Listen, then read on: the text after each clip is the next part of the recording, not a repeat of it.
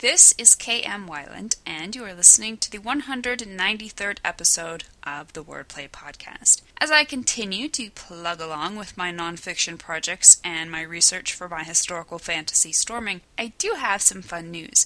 A Korean translation of Outlining Your Novel is in the works. I have to admit that it never really dawned on me to dream of any of my books ever being translated into a foreign language, much less one as exotic as Korean. How strange to hold a copy of my own book and not be able to read it.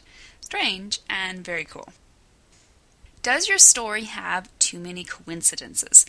The latest post in the video series on my blog talks about why coincidences are a bad thing and offers 3 tips for avoiding them in your own stories. To watch it, visit my website at www.helpingwritersbecomeauthors.com. New videos are posted every Wednesday.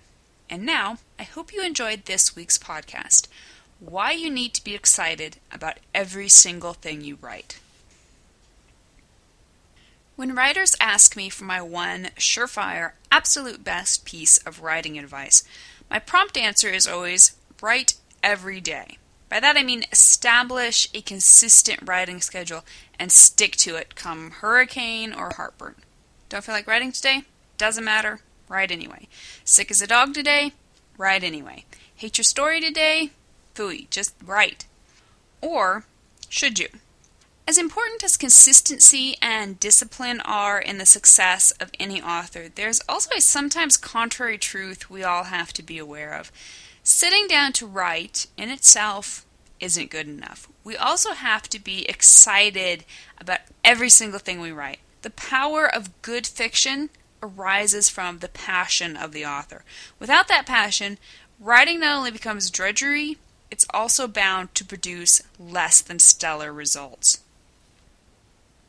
We all have days when sitting down at the computer and opening our manuscripts is only slightly more appealing than scraping spider eggs out of the corner of the ceiling. But aren't those the days when we should be disciplined enough to force ourselves to write? Otherwise, what good is this whole line about writing every day? If we write only when we're excited about writing, then where do discipline and consistency fit in? The first thing we have to understand is that there is a difference between not wanting to write because we're lazy and not wanting to write because deep down we're not in love with our story idea. Sometimes we're just plain going to be running on an empty inspirational tank. Whenever you feel an inner resistance to writing, stop and ask yourself why. In Creating Characters, Dwight V. Swain offers one possible reason. The answer is that your story no longer stimulates you, excites you. There can be all sorts of reasons, but one of the most common is that you've drawn too much from the well without refilling. The well, of course, is your own head, your brain, your consciousness, your imagination. You've drained it of things that interest and intrigue you. Or to put it another way, you've used the same story elements too often, the same ideas, the same settings, the same twists and complications, the same characters. Your problem might also be that your story simply isn't ready to be written. I've learned to be careful not to write stories too soon. Even just scribbling down a summary too soon can stunt their growth. Most of my stories brew in my head for years before I finally get the sense that they're ready for the page. In The Making of a Writer, Gail Godwin concurs. There is also something which might be called a neurosis. That is, I feel positively repelled by the thought of writing at certain times. This could be that the material has not gelled in the subconscious, and that I am pushing things. Running on empty and attempting to write a story too soon, or without proper preparation, are both legitimate reasons not to write. As writers, we have to be in tune with our bodies and our emotions. Writing should be a joyous, thrilling, wonderful experience.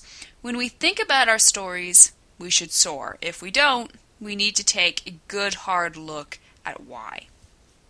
Gail Godwin again. Before I began to write tonight, I experienced an almost overwhelming loathing for my project. It took sheer will to throw me into that once upon a time. I think one main drawback is that I never think it's going to be good enough. But ours is only the trying, and you forsake your vision at the peril of your soul. Don't get me wrong, stories are undeniably hard work. Sometimes they're downright depressing when we compare the glorious thing in our imaginations with the tawdry imitation we end up producing on the page.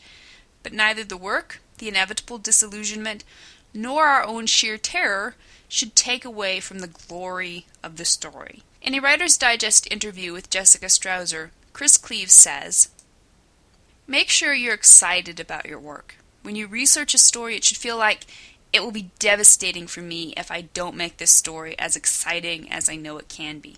You should get up every day and think, if I'm not super excited about the 2,000 words I'm going to do today, how can I make it so I am super excited? It should never feel like a chore. If it ever gets boring, the reader can tell. You need to put the pen down and change something and not come back to the desk until you're excited about the line or chapter you're about to write." Recognize the difference between being unexcited about the daily toil of wordcraft and being unexcited about the story as a whole.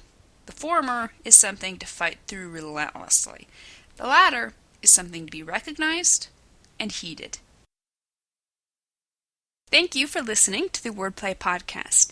To read a transcript of this episode, you can visit my website at helpingwritersbecomeauthors.com. And be sure to check back again next week.